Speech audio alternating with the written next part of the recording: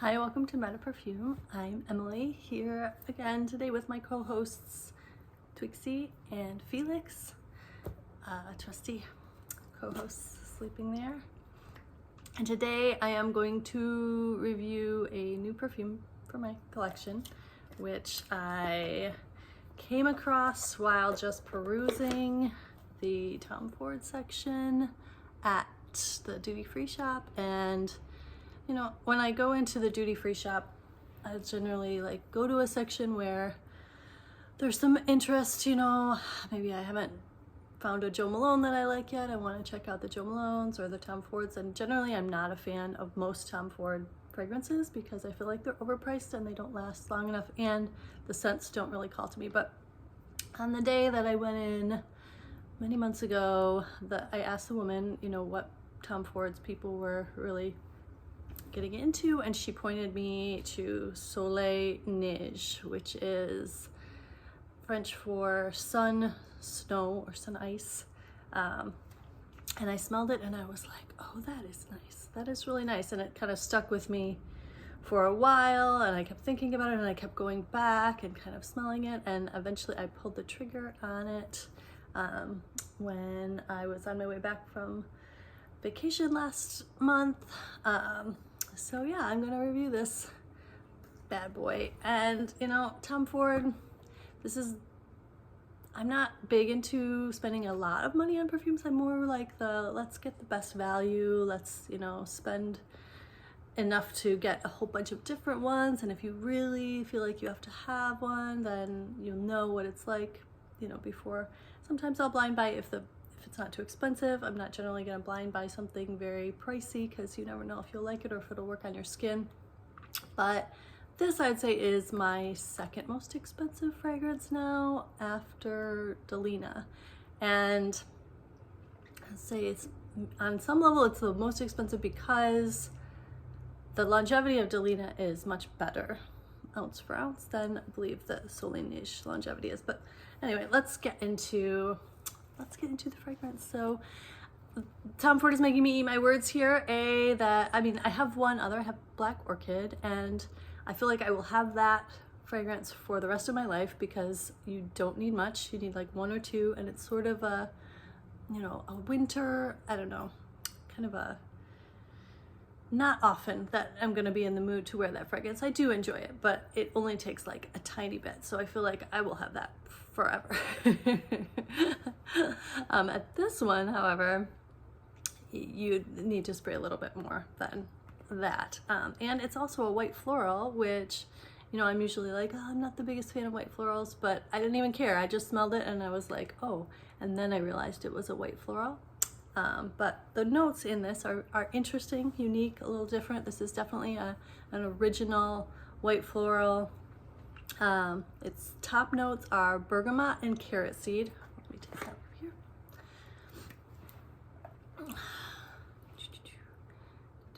Everybody knows what this looks like. No variation really, or not much in the bottles for Tom Ford.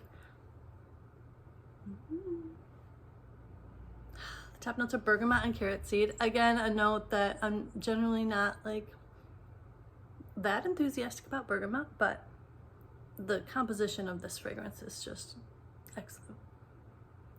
So the top, I don't know what carrot seed smells like on its own, but it's doing something with the rest of the fragrance that's kind of addictive, kind of intoxicating.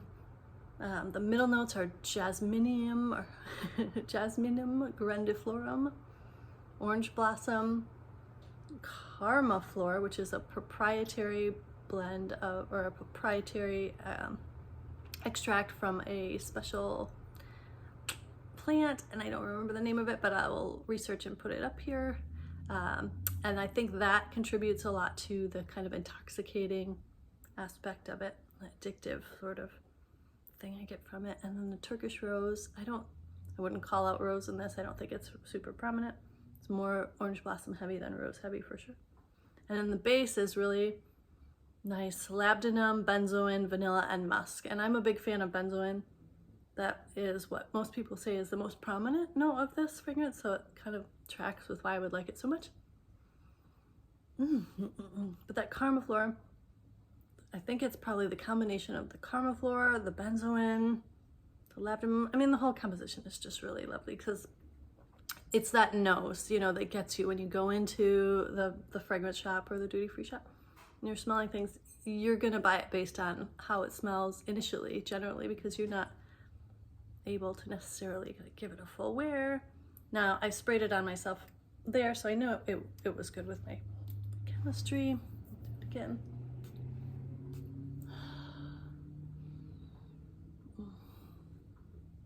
Right out of the bottle, it's lovely. I love the opening of this. It's definitely just like intoxication. Now, I don't think it gets all that much love because of the longevity. I mean, the price to value ratio is a little high, you know. It's like I can spray a full spray of this on myself and I think my sense of smell isn't the greatest, so to me it's gone about 3.5 hours later.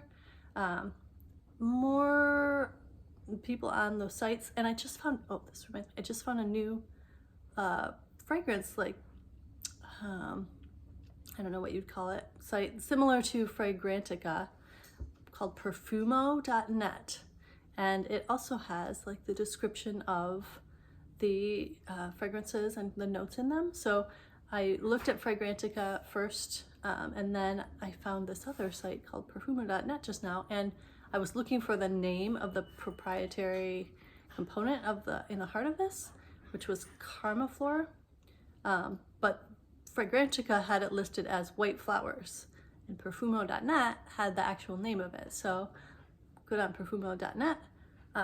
They also said that the longevity and the sillage were a little bit better than I would rate them. I would say, I think they gave them like 7 out of 10 for sillage and something around there for longevity.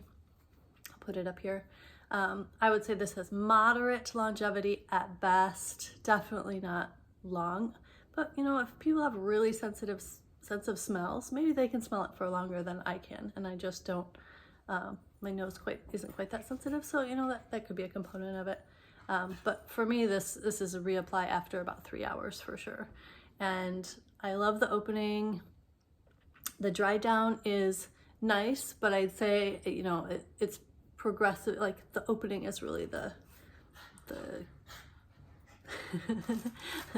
the kind of star of the experience for me.